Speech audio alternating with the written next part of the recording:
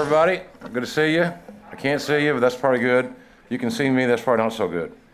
I have had 3 bouts of Bell's palsy, so I'm not smiling, but it doesn't mean that I'm not happy. Thanks for Grey Goose. Working on this, being in the business for 38 years, I've done a lot of things that have been really fun and some not so fun, but this is one of the most enjoyable experiences that I've had in 38 years. And I haven't been paid to say that, and I'm not bullshitting anybody. I believe that to be true in my heart, that we've had so much fun putting this game together, this great crew. The innovations are astonishing of how real these games look. And I know that when Jerry Lawler and I got together to recreate our Attitude Era commentary, it was really wonderful for me, sitting on the sidelines and enjoying the action now and reinventing that time frame. We'll talk more about that. Do I have my list yet? I always work off a script in wrestling.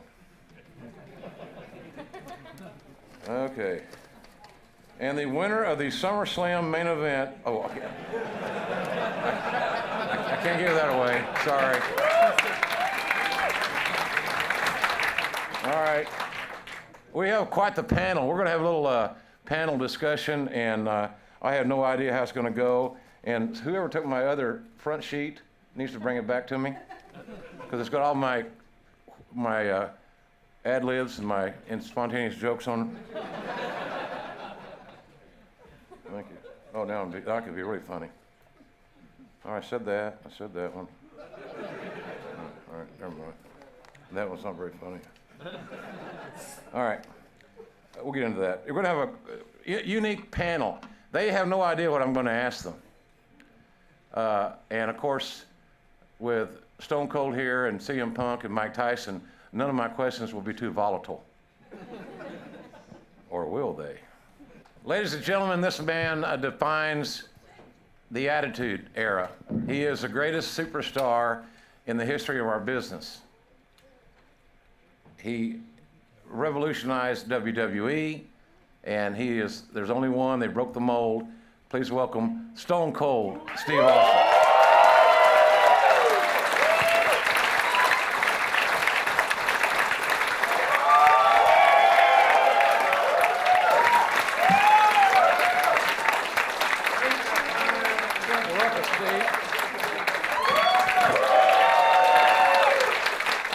Steve is DVR in Redneck Island for you folks that are keeping score. Highest rated show on CMT, Redneck Island. Catch it when you get out of here. Oh, got that plug in, Steve. Oh, hell yeah. Ladies and gentlemen, our next panelist is one of the most amazing athletes to ever step inside a squared circle.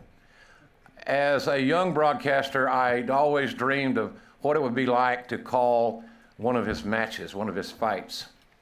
And he is going to be performing, competing, fighting, wrestling in WWE 13. He made an amazing impact for WWE. His contributions cannot be ignored because he brought amazing mainstream publicity to our brand in the late 90s. It's my pleasure to welcome Iron Mike Tyson.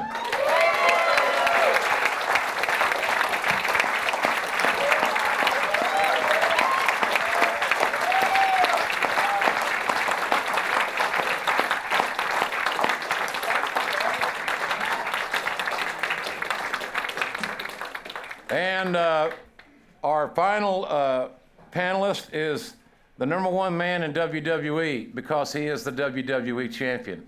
He'll be defending that championship tomorrow against 2 men at SummerSlam. Please welcome CM Punk.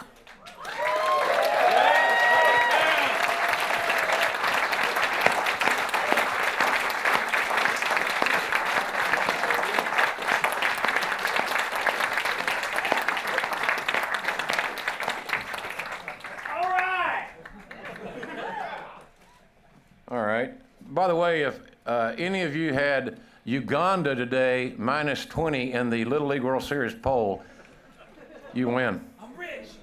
You're rich. All right, here we go. most authentic, the most authentic video game that we've ever done. It's seamless. The action is amazing, and only one person, however, could be on the primary cover, and that is the WWE champion. So my first question is to CM Punk. What's it mean to you as a professional to be on the cover of what is expected to be the most widely sold video game in our history?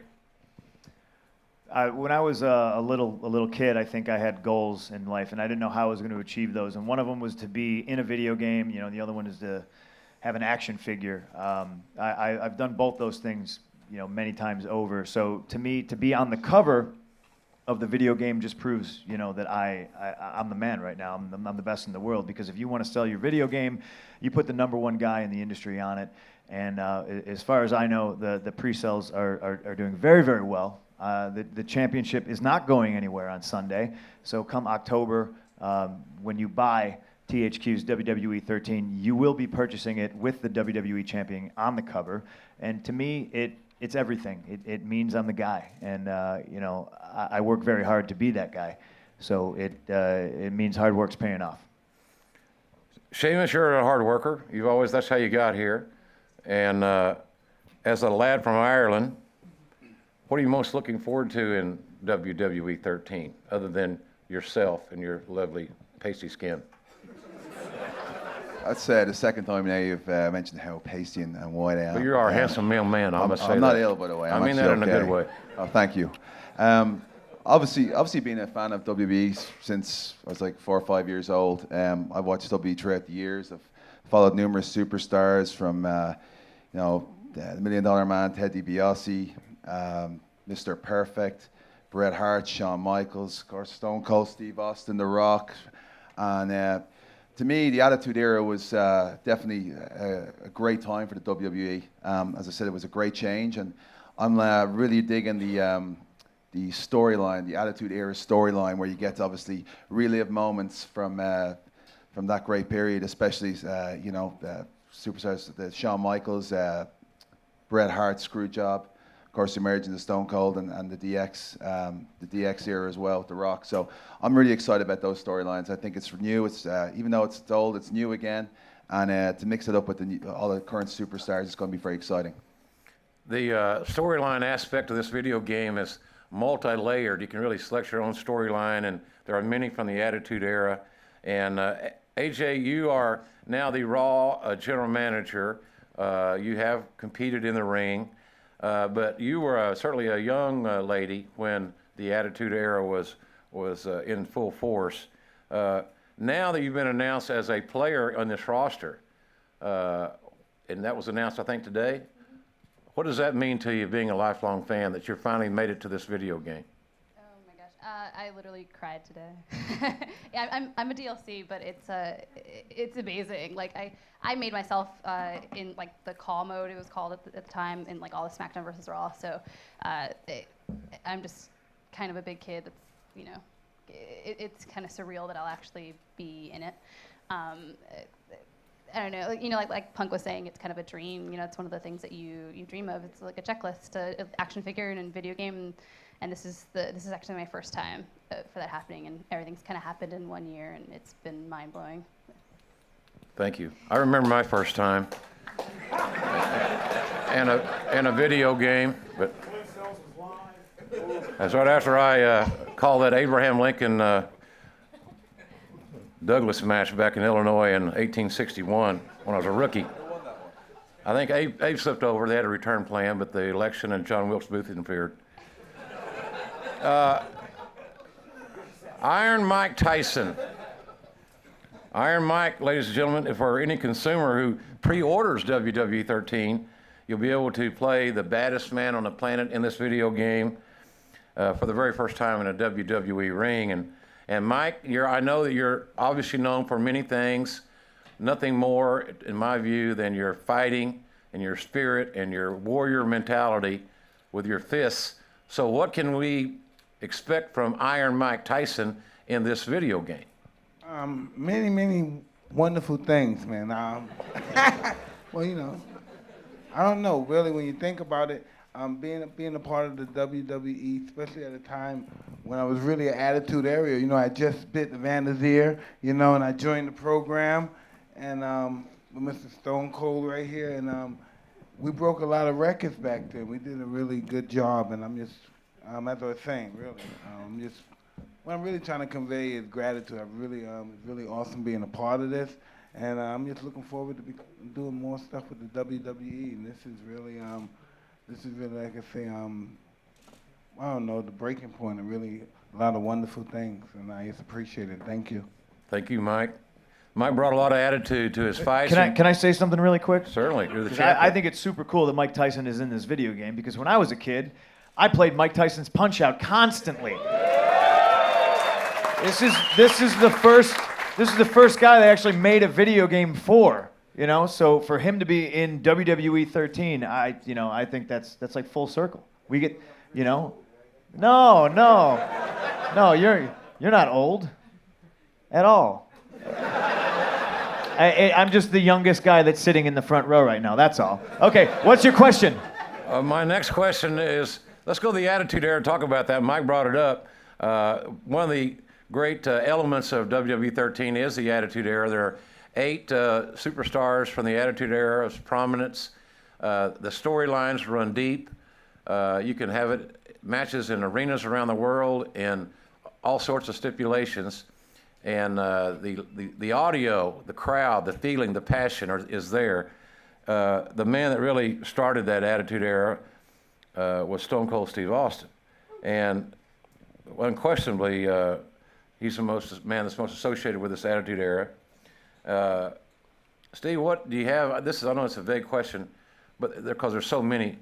Is there one significant moment that you can recall on Monday Night Raw in the Attitude Era that you thought that, man, this philosophy is going to work? What we're doing right now is working. Is there one moment? Can you define it in one moment? Before I talk about that moment, Mike Tyson just referred to me as Stone Cold. Me and Mike did business many years ago, and he called me Cold Stone every single time. Boy, it used to piss me off. Iron Mike just called me Stone Cold. Thank you, Mike. He finally got it right. But you know, really, when you're out there dealing with Mike Tyson and he calls you Cold Stone, what are you going to do? Last time I checked, the business was at work. Anyway, man, there were so many good times out there during the Attitude Era, and I look forward to going to work every single Monday, and it seems like we were on the road 24/7, 365 anyway, and it was just a blast. And probably when things really started lighting up, when we really started ringing that cash register, Jim, was the first time I hit Vince with that stunner. And I think that's when people said, you know, okay, it's on, you don't know what's going to happen, it's high charged. The Monday Night Wars were soon to follow, and it was just a good day at the office every single time we went out. I knew we were giving the crowds what they wanted by the feedback, and it was a great situation to be in. And it's great that this game comes back around. It's great for me to be a part of it, and goes to show how powerful and how memorable the Attitude Era was. And when we refer to the Attitude Era, it was during my peak years, but I've always considered the business of pro wrestling or sports entertainment, whatever you want to call it, to be very attitudinal in general. But maybe it hit its spike or its peak point during the times when myself and many the other 7 current superstars in the Attitude Era game were around. The next question regarding the Attitude Era, we'll kind of go around the horn here a little bit about memories. Sheamus, somebody give Sheamus a mic, please.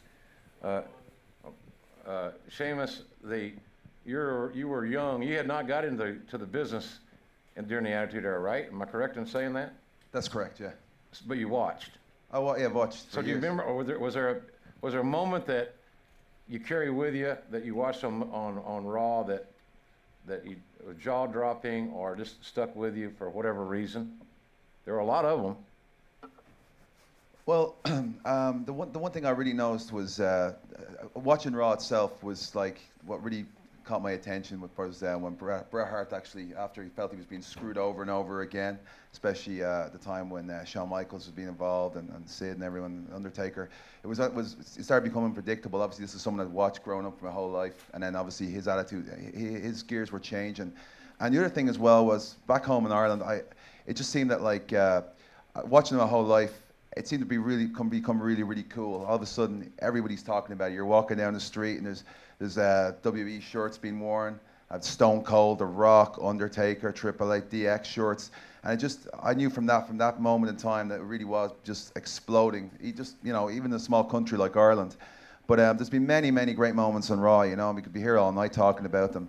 Obviously, Stone Cold pushing the boundaries, knocking lumps out of Vince McMahon was always very fun for me to watch. But as I said, it really did start to turn the screw. I'm saying when Shawn and Bret were starting to push the boundaries with DX as well. Shawn and DX with Bret Hart. Reality television, it was storylines, again, that you can use in this video game based in reality and real situations that you can be as creative as you choose. We're going to go down to Dolph here momentarily, so if you guys can head that mic that way, it'd be good. The thing about this video game is that, and one of the great things about WWE in that Attitude Era was the fact that we had so much crowd involvement. You can look at some of those old tapes and see how many signs were in the audience and the creativity that fans used. You think about it, now we complain if the drive-thru is a little bit busy. These guys would make signs and use their artistic ability and bring them from home, bring them all the way to the arena, get them into the arena, and hopefully get on television. If you look at this video game and the footage of this, they have done an amazing job of recreating this audience where the audience members have facial expressions. They're not zombies, and they have some creative signs. It's really, really real. So Dolph, now you're another young buck that was just in his formative years, back when the Attitude Era was rocking and rolling. Do you have a moment or a individual that you, particularly when they came on, you had to watch, or you were interested in a storyline in particular? For me, not just because he's here, Stone Cold Steve Austin was my favorite. I mean, just hearing the glass break and the music every single night, somehow that was my favorite part of the night, no matter what he was doing. And even the fireworks starting the show, and I'd have to be home at 8:59 to watch it before it started, and my dad would just go, "Why don't you just tape it and watch the fireworks later?" Right? It's different ones every week, and that always stood out to me. I was in my basement, the volume on high, everyone left me alone for 2 hours, and just, man, Tyson and Austin going face to face, and Vince seeming like he lost control. Just like the WWE, they prove every week you don't know what's going to happen. I literally had no idea what was going to happen, and that was such a special moment for me. And the fact that we can start recreating things like that in WWE 13 is really hits home, because you can, the heroes you dreamed watching up, and as you're growing up, you actually get to either create yourself as you're growing up, getting that first game, and I created myself. I took Billy Gunn's trunks and Stone Cold's knee braces, and I made myself, this cool guy, and now you're in the game, and the crowd's in the game, and it gets more real every time, and even just that cover we saw, Punk, it's unreal. It looks real to me, and that's what's cool about wrestling and sports entertainment. Brodus is our next victim on the mic. You thought that was unpredictable as a fan. You should have been sitting at ringside with me and Lawler, where they come on you're in segment 2, and you're live, and somebody would come in your ear that sounded like they had been gargling Drano and say, "We're changing segment 3, just go with it." And we went with it. It wasn't, like Al Michaels and Chris Collinsworth, somebody bringing them herbal tea and a little piece of fruit and powdering them. You're sweating your ass off at ringside, and segment 3's changing, just go with it. So you know what we did? We went with it, and everything you heard, nothing was rehearsed, and nothing was it was just what came out of our heart and what we saw on the monitor and what the men and women did in the ring. So Brodus, I know you're a fan. Can I answer that in 2 parts? That question? What's that? No, your question is, what's your memory? Actually, I have a couple memories, but probably something outside the box was the guy at Radio Shack who helped me figure out a way to hook up a splitter on 2 TVs so I could watch both shows at the same time.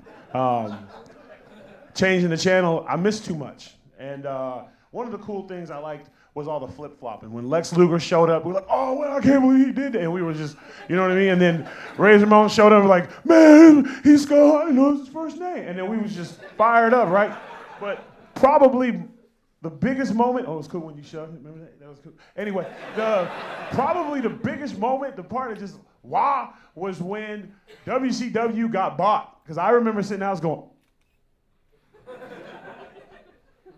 that's Shane O'Mac. What's he doing on WCW? He bought it, son. Oh, man, it's crazy. Everyone's going to come together. It's going to be this great Olympic of wrestling. Didn't quite go that way, but that was my moment. You should have seen it, man. I had 2 TVs stacked up. Mama coming from work, like, did you put the TV on top of the TV again? No.